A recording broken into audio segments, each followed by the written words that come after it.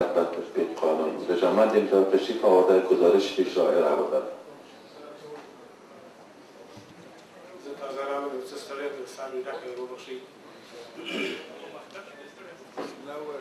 به نام خداوند متعال و مهربان با اجازه هر رئیسان و نمایندگان محترم ملت،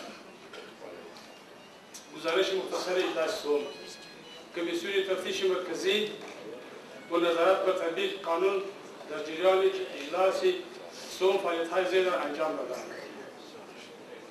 تدبیر 25 جلسه عادی که در آن روی موضوعات زیر بحث صورت گرفته. اول، تشخیص اولویت‌های کاری کمیسیون در اجلاس سوم. دوم، بحث روی بودجه سال 86.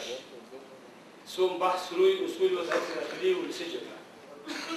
چهارم، انتخابات هیئت اداری کمیسیون. پنجم، تدبیر جلسات مشترک پیرامون بحث روی قانون کمیسیون مستقل نظارت بر تطبیق قانون. ششم، بحث روی قانون تصدیحات. هفتم، بحث روی قانون رسانه‌ها. هشتم، بحث روی قانون وکلای مدافع. کمیسیون به منظور رسیدگی بهتر به موارد تخطی از احکام قانون از محلات زیر بازدید نمودند. اول، محبس مرکزی پلچرخی. دوم، مرکز اصلاح تربیت اطفال. سوم، توقیفخانه ولایت کابل. کمیسیون به منظور بررسی موارد تخطی از احکام قانون جلسات اجتماعی زیر تدبیر نمودند. اول، جلسه اجتماعی پیرامون غصب ملکیت عامه توسط هتل کابل سرینا. دوم، جلسه اجتماعی پیرامون بررسی وضعیت محبوسین توقیف شدگان و محبوسین.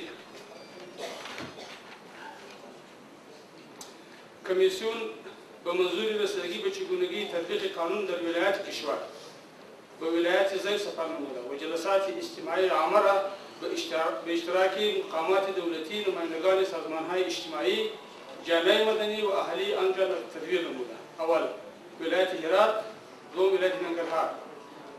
اشخاص که در جریان اجلاس صبح در جلسات کمیسیون اشتراک ورزیدند: محترم رئیس سالنگار جمهوری اسلامی افغانستان، محترم شهروالی کابل، محترم معاون شهروالی کابل، چهارم، رئیس عمومی محبس و توقیفخانه‌ها، معین وزارت صحت عامه، رئیس مالی و اداری ستر محکمه، روسای نواحی شهر کابل.